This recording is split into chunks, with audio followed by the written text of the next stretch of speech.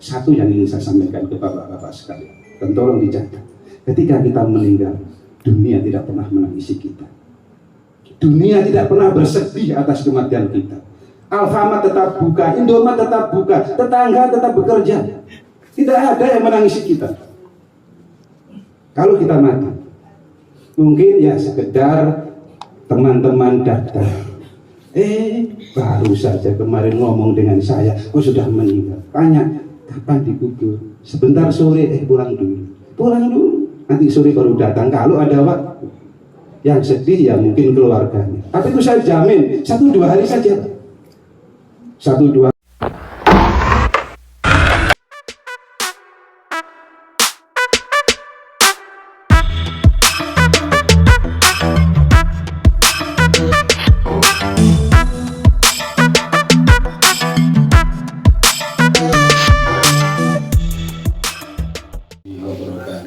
Waalaikumsalam warahmatullahi wabarakatuh.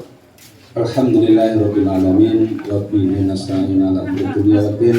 Assalatu wassalamu ala asrofil anbiya wal mursalin sayyidina wa maulana Muhammadin wa ala alihi wa ashabihi ajma'in. Qala Allahu ta'ala fil Qur'anil Aziz, a'udzu billahi minasyaitonir rajim. Bismillahirrahmanirrahim. Wal 'ashri innal insana lafi khusrin illa alladziina aamanu wa 'amilus shalihati wa tawassaw bil haqqi wa tawassaw bis sabr.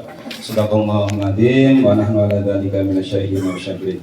Amma ba'du, kepada bapak-bapak undangan sekalian, terkhusus kepada saudara-saudara, rekan-rekan dari Al-Aqsa, terutama Bapak Ketua Al-Aqsa, Bapak Joko Waluyo, pada orang tua kami, Bapak Agus, Bapak Haji Herianti, dan semua bapak-bapak yang hadir di tempat ini.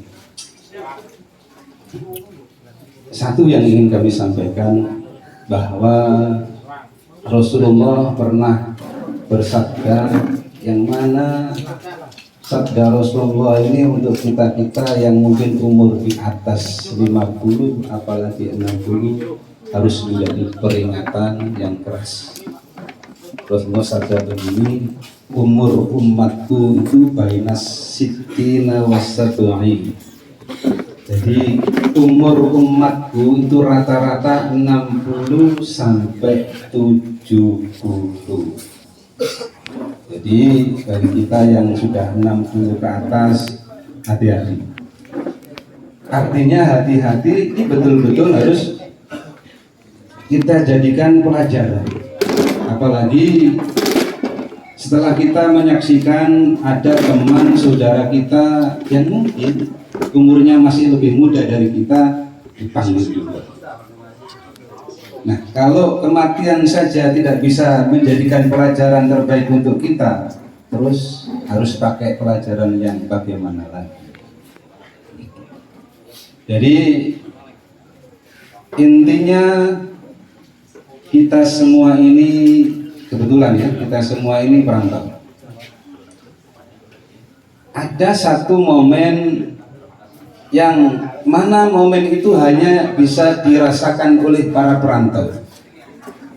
Momen ini tidak akan pernah dirasakan orang yang tidak pernah merantau, yaitu momen pulang kampung. Kita mungkin perantau dari Jawa atau perantau dari mana saja, kalau waktu pulang kampung itu sesuatu yang sangat menyenangkan, asal bekalnya cukup. Nah, pulang kampung kalau tidak punya bekal ya repot. Asal bekalnya cukup. Padahal kita tahu di kampung kita mungkin kita punya warisan tanah, punya warisan rumah, punya saudara, punya teman yang barangkali sudah sukses.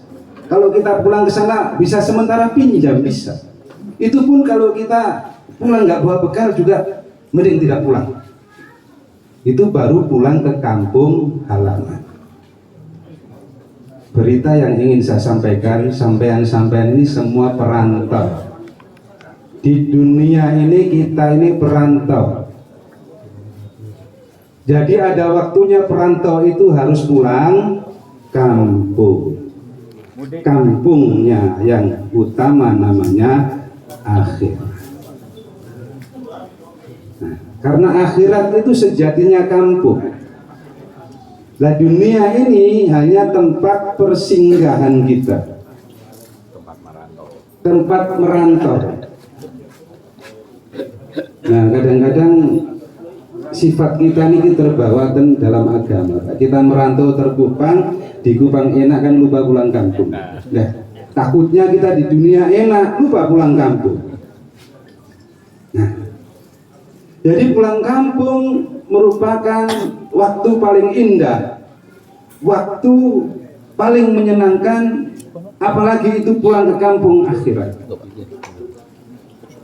Asal bekalnya cukup. Maka ada doa yang diajarkan Nabi, khairun ayyam yaumu alqaka. Hari terbaik bagimu adalah hari ketika kamu bertemu dengan Allah.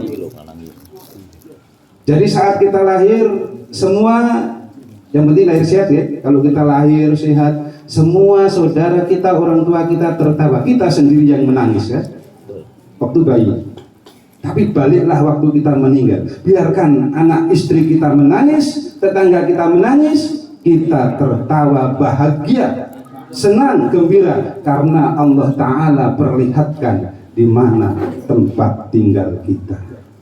Kalau bekalnya cukup. Niki pengen kula sharekan jenengan ke bapak-bapak bahwa kalau kita pulang kampung itu kapling kita cuma dua, kapling kita di akhirat, dan itu pasti akan diperlihatkan Allah saat kita hendak menghembuskan nafas yang terakhir. Kapling kita itu akan diperlihatkan. Yang satu kaplingnya namanya khairul bariyah, rumah terbaik, kampung terbaik, kaplingan terbaik. Ada satu kapling lagi, syarrul bariyah, kaplingan yang tidak baik. Mudah-mudahan kita semua termasuk penghuni khairul bariyah. Nah, ini perlu kita usahakan. Makanya di sisa-sisa umur kita nih, terutama yang umurnya sudah 60, apalagi yang sudah 70, maka kenapa sih kemudian kalau umur kita sudah segitu, Allah mulai ambil sedikit demi sedikit kekuatan kita, gitu. Tubuh yang dulunya tegak, tegas, mulai loyo. Kulit yang dulunya kencang mulai keriput. Rambut yang dulunya hitam legam sekarang mulai berwarna putih, bahkan semua sudah menjadi putih. Makanan yang dulunya semua boleh kita makan, sekarang ini tidak boleh, itu tidak boleh. Ini jangan karena darah tinggi, itu jangan karena diabetes, asam urat. Wis kalau banyak yang dilarang. Ini adalah supaya kita berpikir sedikit demi sedikit kita mulai disuruh meninggalkan kenikmatan dunia, karena pada akhirnya ini akan kita tinggalkan semuanya, suka atau tidak suka, dengan senang hati atau terpaksa. Makanya dalam surat Al-Kahfi ayat 45 itu Allah berfirman, wadrib lahum mathalal hayatid dunya kama in anzalnahu minas samai fahtalata bihi nabatul ard fa asbaha hashiman tadruriyah wa kana Allahu ala kulli syai'in muqtadir. Wahai Muhammad, berilah umatmu atau orang itu perumpamaan tentang kehidupan dunia itu seperti air yang turun dari langit, yang mana ketika air turun dari langit, tumbuhan itu tumbuh dengan indah. Tapi ada waktunya tumbuhan layu, mengering, lalu hancur terbakar. Itulah kehidupan. Maka Allah ala kulli syai'in muqtadir. Dan Allah maha kuasa. Makanya terus al-mal wal banun, anak dan harta, zinatal hayat dunya, hanyalah perhiasan hidup di dunia. Wal baqiyatus sholihah khairun inda rabbika thawaban wa khairun amal. Tapi amal-amal yang dikekalkan itulah yang akan menjadi bekal terbaik. Amal-amal yang dikekalkan itu bekal akhir.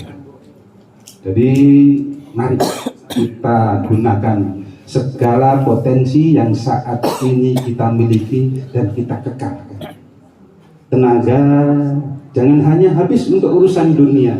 Kalau ada urusan-urusan sosial, urusan-urusan keagamaan, ayo kita. Uang apalagi, ayo semampu kita kekalkan.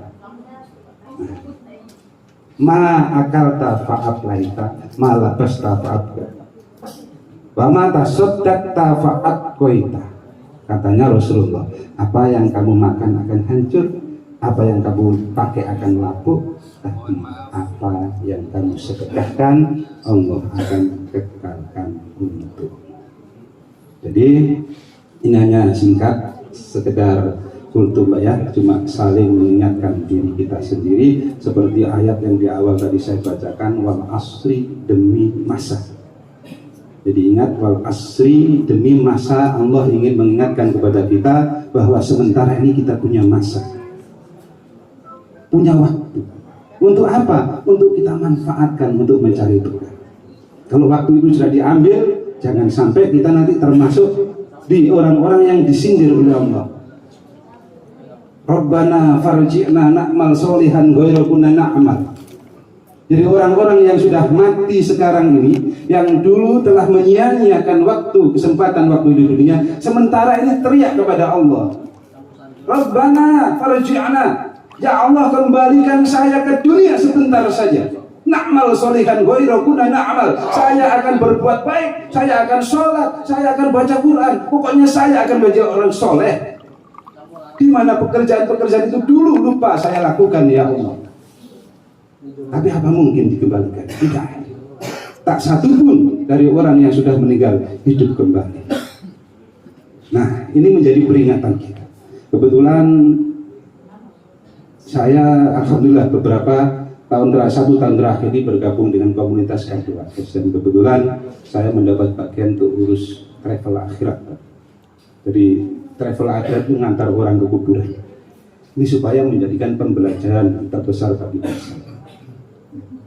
Mungkin sudah puluhan kali saya hadiri merawat orang-orang yang meninggal. Satu yang ingin saya sampaikan ke bapak-bapak sekalian, dan tolong dicatat. Ketika kita meninggal, dunia tidak pernah menangisi kita. Dunia tidak pernah bersedih atas kematian kita. Alfamart tetap buka, Indomaret tetap buka, tetangga tetap bekerja. Tidak ada yang menangisi kita. Kalau kita mati, mungkin ya sekedar teman-teman datang. Baru saja kemarin ngomong dengan saya, sudah meninggal. Tanya, kapan dikubur? Sebentar sore, pulang dulu. Pulang dulu. Nanti sore baru datang kalau ada waktu. Yang sedih ya mungkin keluarganya. Tapi itu saya jamin 1-2 hari saja. 1-2 hari nulis status, kasihan bapak saya begini, pokoknya banyak lah. Istrinya juga begitu. Mungkin nangis 1-2 hari, apalagi suami. Kadang-kadang nangis ya 1 jam saja. Anak juga begitu, sedih memang, tapi 1-2 hari. 3 hari kemudian sudah buka HP, 4 hari sudah nonton TV. Seminggu sudah tertawa-tertawa, sebulan lupa. Tidak ingat lagi kita yang meninggal, tapi kita. Nah, makanya mari kalau kita punya waktu, kita punya kesempatan, kita punya tenaga, kita punya apapun potensi yang bisa mengumpulkan kita, amal-amal kita, ayo kita gunakan. Ternyata ketika kita mati, banyak dunia orang-orang tidak peduli dengan kita. Kita nggak tahu nanti kita ditempatkan di khairul bariyah atau di syarrul bariyah. Tapi harapan kita selalu mohon kepada Allah diberikan kekuatan untuk memanfaatkan segala kesempatan, segala keadaan kita, kondisi kita, apapun itu, sedikit apapun, kita harus berusaha untuk mengumpulkan bekal dan bekal yang sudah meninggal hidup kembali. Nah, ini menjadi peringatan kita. Kebetulan saya alhamdulillah beberapa satu tahun terakhir ini bergabung dengan komunitas K2 dan kebetulan saya mendapat bagian untuk urus travel akhirat. Jadi travel akhirat itu mengantar orang ke kuburan. Ini supaya menjadikan pembelajaran terbesar bagi kita. Mungkin sudah puluhan kali saya hadiri merawat orang-orang yang meninggal. Satu yang ingin saya sampaikan ke bapak-bapak sekalian, dan tolong dicatat. Ketika kita meninggal, dunia tidak pernah menangisi kita. Dunia tidak pernah bersedih atas kematian kita. Alfamart tetap buka, Indomaret tetap buka, tetangga tetap bekerja.